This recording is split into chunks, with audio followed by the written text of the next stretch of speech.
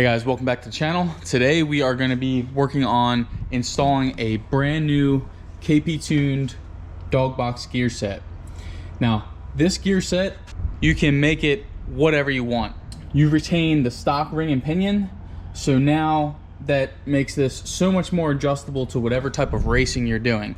For my application, I have an all-motor drag car. I want to use a specific ring and pinion from OEM. I use a 424. You can use a 3.9, you can use 3.3s, whatever you want.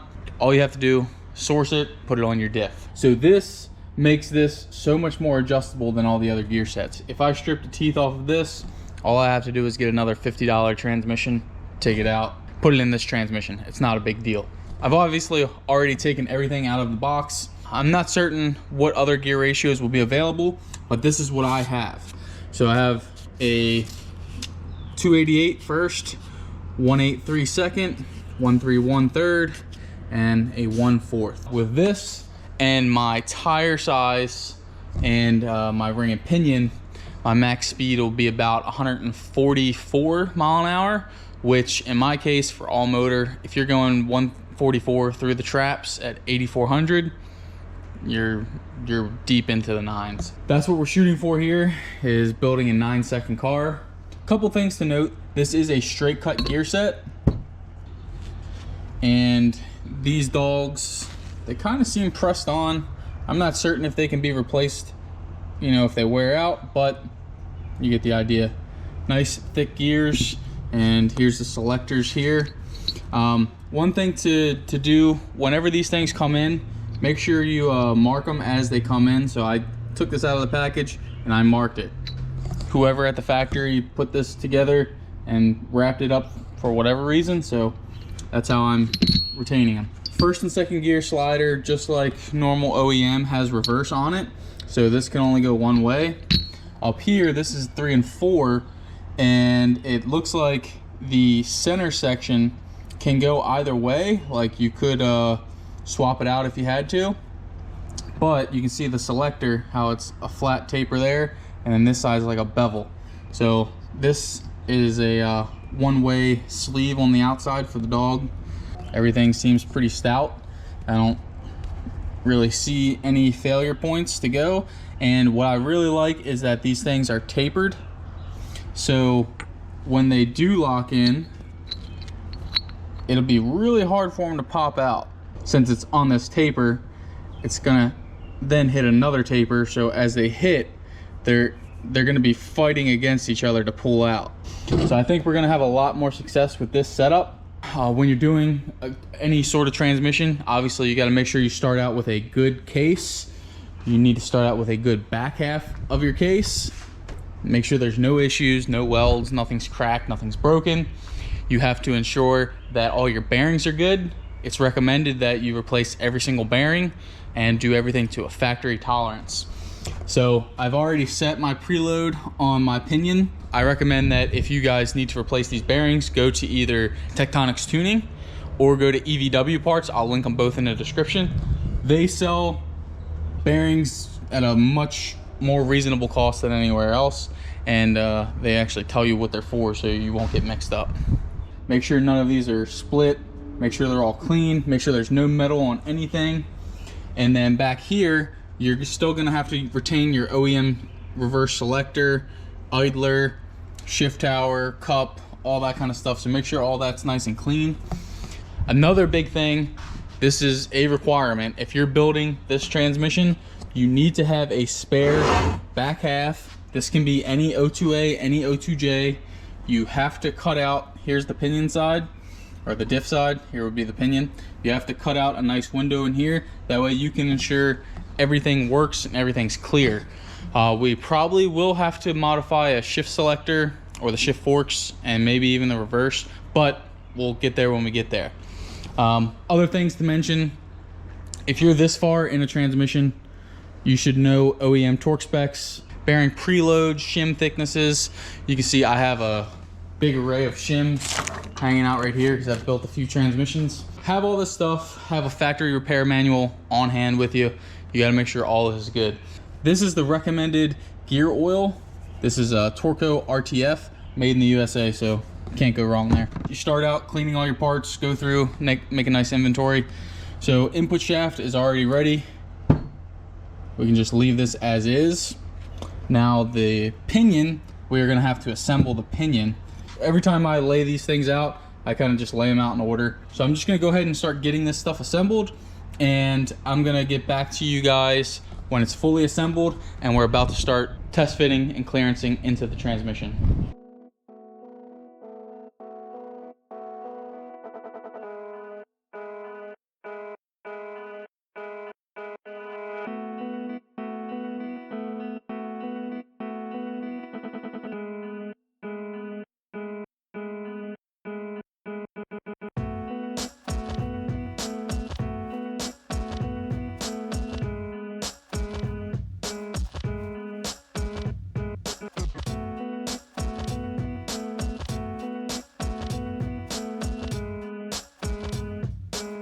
Right now I'm measuring the preload for the gear stack, and obviously it was already assembled. I had to take it back off. So how this is set, you have to knock the race out of the back half, which is down there. So whack that out, and then the shim goes around here like this. So this is your measuring shim, but you take this out to get your preload measurement. So then you put it all back in, you put the bearing race back in, bolt it together, and then you put a dial indicator and you pull up on it, and that's how you measure the preload. Here's the figure right there. I did the measurement of the preload, and this little lip right here on the 4th gear, because 4th gear, then it's the taper bearing. This is what goes into the housing. The issue is that the preload that I'm setting right now is a little bit too tight, and there's no such shim for it.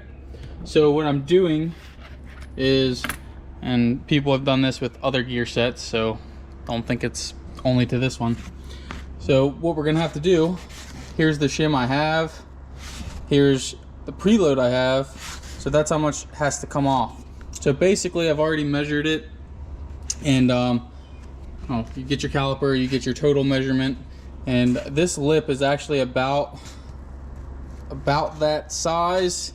So it's about right there. So what I'm gonna do is sand it, and when you're doing a belt sander, you gotta make sure you have coarse stuff, and what you should do is take note, like do a couple dots here, one over here, so you flip it, because if you stay on one side it'll be uneven.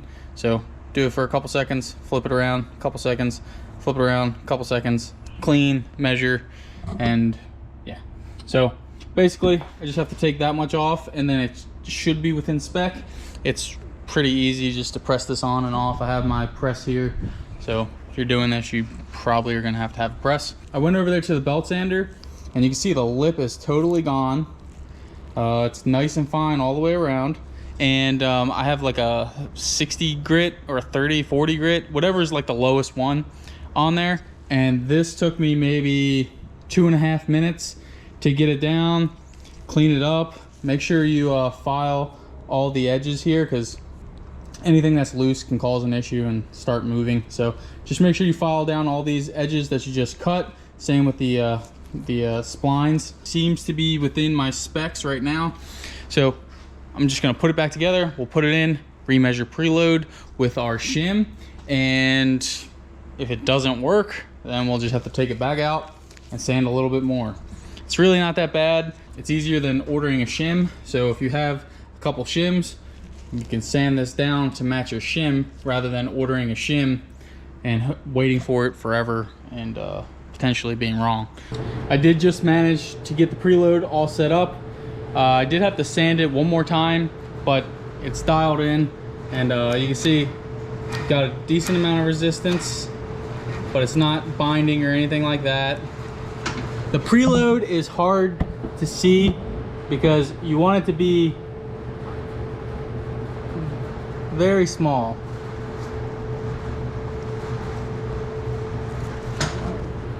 That's within spec. If you go over here and look, here's your spec right there. I'm perfectly happy with that. It's dialed in. Now we're gonna take this case off. Then we can start putting everything else in, like the diff has to go in, the pinion has to go in. You have to make sure you bolt the pinion down totally. Then we can get on to setting up our reverse gear, seeing if there's any sort of issues with that. Don't forget your reverse, your idler, all that stuff. I'll show you it as it's all assembled, and we'll see if there's any sort of modifications we have to do. Gear stack's in, pinion's totally bolted in, diff's just hanging out, and the input's just hanging out. But everything's in place. The reverse gear is actually on. There is one little adjustment we're gonna have to do. It definitely clears the input shaft, but right here, you should be able to see that gap where it's a little less in the front, a little more in the back. The reverse is actually touching first gear. It does look like the best option here is just going to be taking a screwdriver. You put it right under this reverse pawl, and you can see that's where it touches reverse. So if this gear wasn't in there, reverse would be all the way down, but that gives you a false reading because this is what the reverse idler sets on. You just put this in here and you just pry up a little bit, and that will give you the clearance down in there. It's not a big deal. If you go too far, that is a big deal. So what we'll have to do here is we'll pry this up to the very minimum, like a piece of paper, I would say. Something that you know throughout heat is not gonna expand and touch one another. Then what you can do is you'll have to put everything on. Well, we gotta do the shift fork still, but you'll have to make sure that your shifter is free and neutral. If it binds up at all, like if you go to push your shifter down and it's real tough, then you know that this is pushed up a little bit too far and it's putting load on your shifter forks. So this has to be the bare minimum. Use common sense as you're prying it up. The next little thing to check is right here. There's a second gear relief in the reverse selector. So right now, if you push down on this, maybe you'll be able to see, but I have just a little bit of clearance. There is clearance, but to be certain, what I'm gonna do is take this fork back off, and I'm just gonna grind down a little bit of that top portion.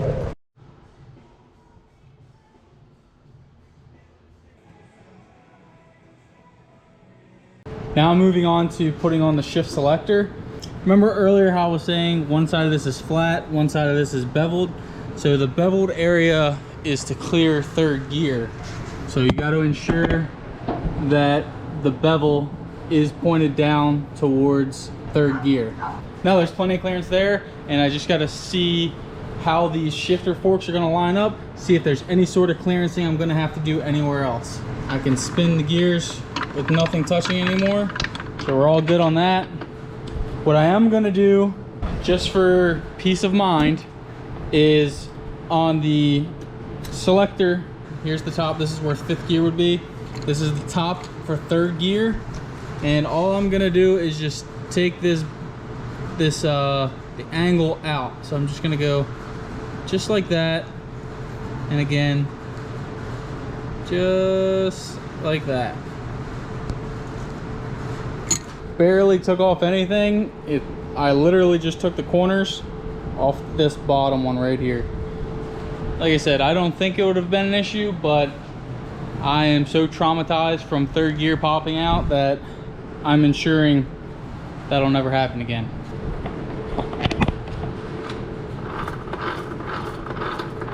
Spins nice and free, pinion spins, diff is spinning. And then while you're here, you can go ahead and check all your clearances. So I'm just gonna look through, make sure everything's good. Then I'll put the shift tower back in, and we'll go through all the gears, make sure everything spins. It's looking pretty promising. Looks like it's pretty much ready to go. Everything's assembled now, free moving and neutral. And then here's 3 and 4, so we'll go into fourth first. Or sorry, there's fourth. Third. And then down. There's first, it looks like.